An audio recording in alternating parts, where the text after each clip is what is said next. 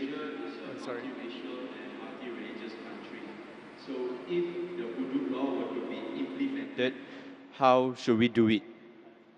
The brother asked a question that Malaysia is a multiracial country.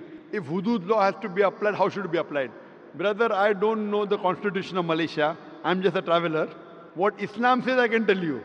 Malaysia, I'm not the right person to have asked.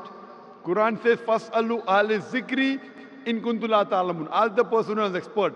I'm not expert in Malaysian law. I have not studied the constitution of Malaysia. So I will not know what does Malaysia say. I can say, what does Quran say? Quran has given capital punishment for certain crimes. That I can comment on. For example, if someone commits rape, in Islam, it's capital punishment. People may say, oh, capital punishment in this age of science and technology, Islam is a barbaric religion, merciless religion. I normally say, and I've asked this question to many non-Muslims, thousands of them.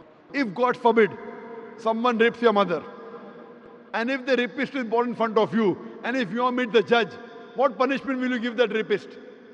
Brother, God forbid somebody rapes your mother, and if the rapist is born in front of you, what punishment will you give him?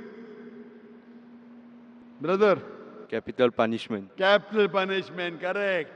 So when I asked this question to non-Muslims, 100% gave the same reply. So when someone rapes your mother, you want to give capital punishment. When somebody rapes somebody else's mother, you say capital punishment is wrong. So in Islam, for certain crimes which involve fasad, corruption in the world, in this life, there is capital punishment. And I'm asking you the question, that before capital punishment, there's a rule called hijab in Islam, that the woman should be properly dressed up in hijab. The man, when he looks at a woman, he should lower his gaze. Surah Nur, chapter number 24, verse number 30 and 31. So in Islam, the woman should be dressed up modestly with hijab, and a man should lower his gaze. After that, if anyone rapes, capital punishment. I'm asking you the question today, you know America. People look up to America as the most advanced country in the world. Do you know the maximum rapes in any country in the world? It is USA, America. According to statistics of 1990 FBI report, every day on an average 1,756 rapes took place.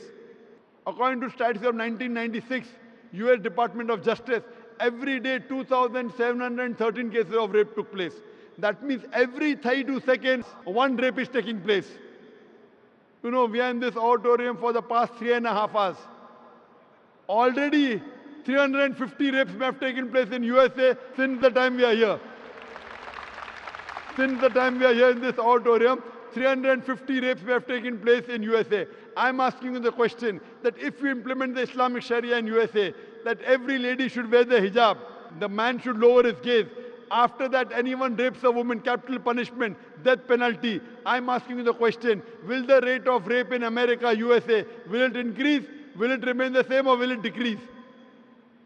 Brother? Decrease. Decrease, correct. You implement the Sharia, you get results. That's the reason certain times you have to give capital punishment. You have to implement the hudud.